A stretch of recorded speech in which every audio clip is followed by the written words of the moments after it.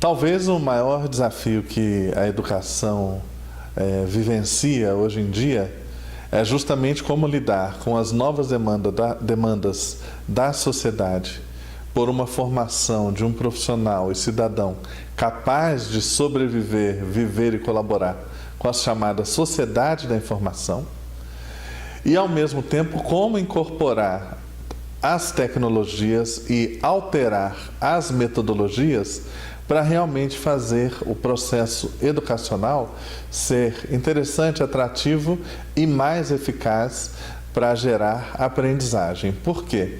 Nós estamos recebendo nas escolas e nas instituições de ensino superior um perfil de aluno cada vez mais conectado, cada vez mais, eu diria até que dependente do computador, do celular, de um tablet, e que, por estar o tempo todo conectado, aprendeu a aprender de um jeito diferente, um jeito que privilegia a instantaneidade, a superficialidade.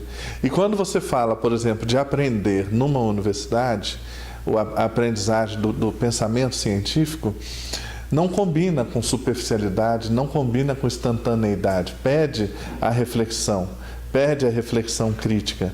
Então, como a escola superar e alcançar esse aluno que vem de um jeito diferente de lidar com a informação é o nosso maior desafio hoje.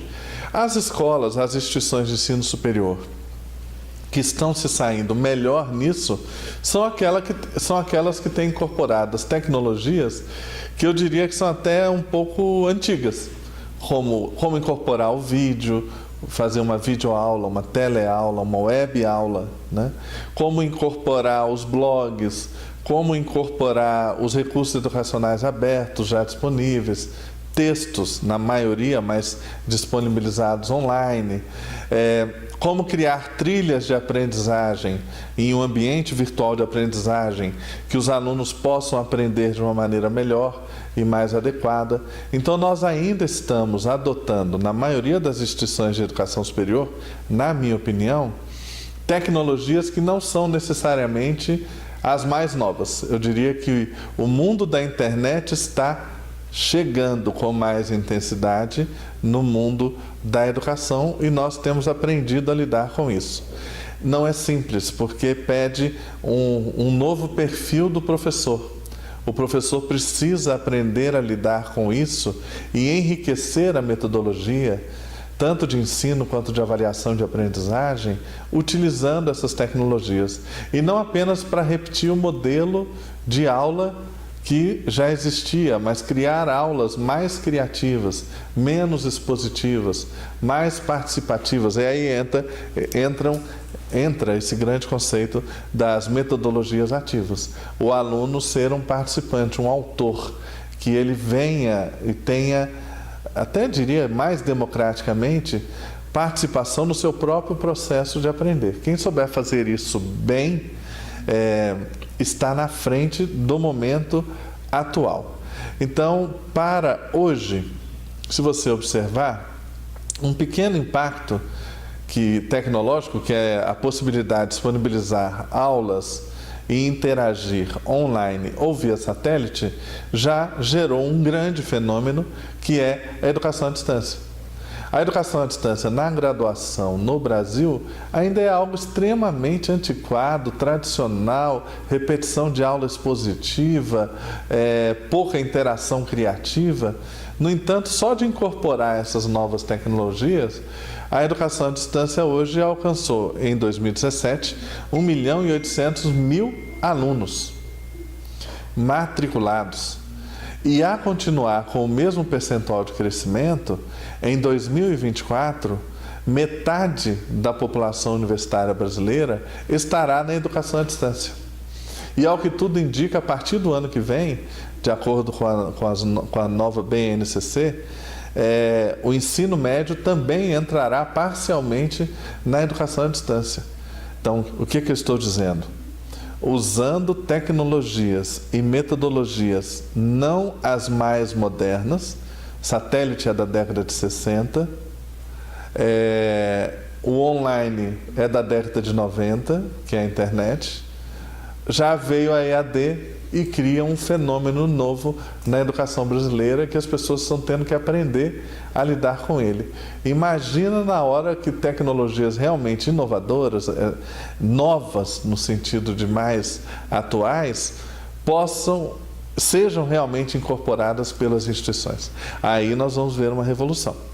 É claro que a legislação é sempre um pouco lenta para acompanhar as mudanças tecnológicas.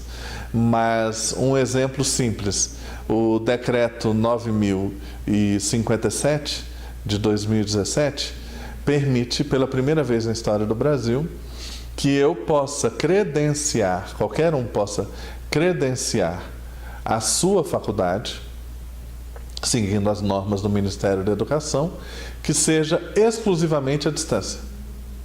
Então, hoje é possível você ter uma instituição de educação superior que não existia antes, credenciada, para trabalhar exclusivamente na educação à distância. Isso tem um potencial de revolução fantástico. Esse decreto é da metade do ano de 2017. Até onde eu estou acompanhando, nós já temos mais de 100 pedidos de faculdades novas, inteiramente à distância, junto ao Ministério da Educação. Pelo prazo do ciclo avaliativo, é provável que as primeiras sejam aprovadas a partir de 2020, para iniciar a operação a partir de 2020. Então, é muito provável que a partir de 2020 nós tenhamos aí, no cenário brasileiro, de 50 a 100 faculdades novas, exclusivamente de educação à distância.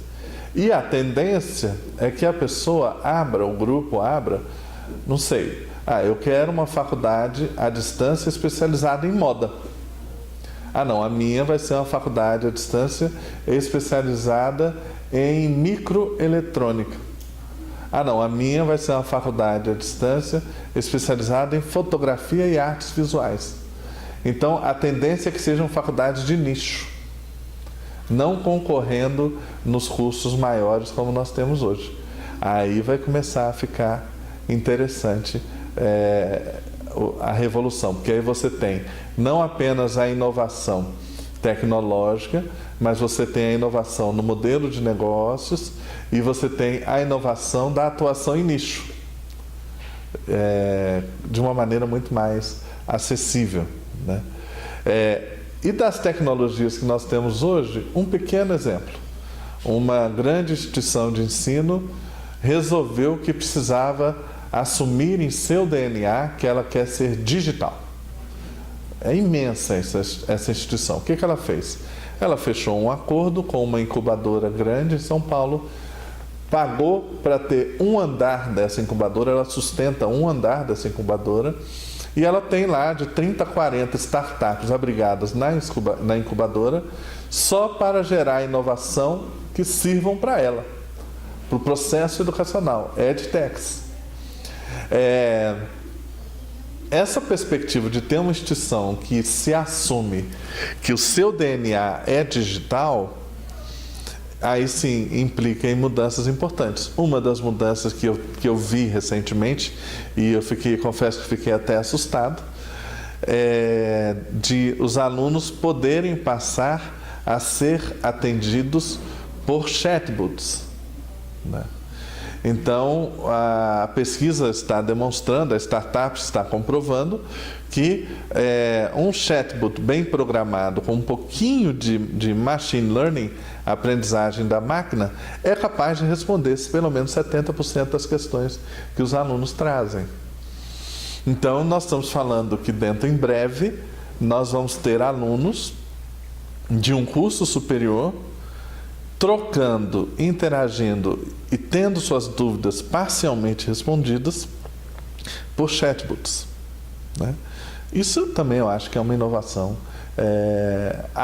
talvez para alguns considerem até ficção científica falar isso. No entanto, essa semana eu recebi uma notícia dos Estados Unidos, do registro oficial da primeira disciplina que estava sendo ministrada na academia de West Point por um robô.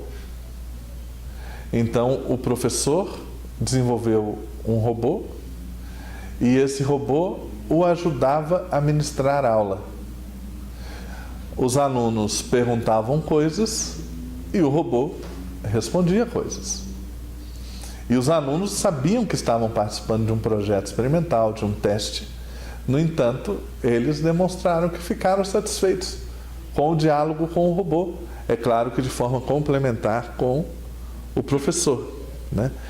Então, também existem tecnologias que não são tão novas, como a robótica, como o chatbot, que já é uma tecnologia de 4, 5 anos, mas que hoje as pessoas começam a fazer testes.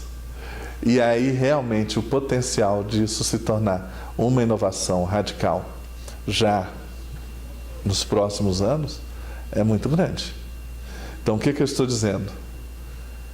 A se observar somente os percentuais de crescimento da educação à distância de 2016 para 2017, em 2024, metade da população universitária brasileira estará em um curso à distância. E, se incorporadas as mudanças do ensino médio previstas pela BNCC, os estados terão 3 a 4 anos para se ajustarem. Nós estaremos em 2023 com 1/3 da carga horária do ensino médio sendo ofertada à distância. E aí nós estamos falando de mais 9 milhões de alunos no Brasil. Então, realmente, nós estamos num momento excitante, à beira de uma mudança paradigmática na educação, e olha que ainda estamos falando de tecnologias antigas, que nós passamos a incorporar em anos recentes nas escolas e no ensino superior.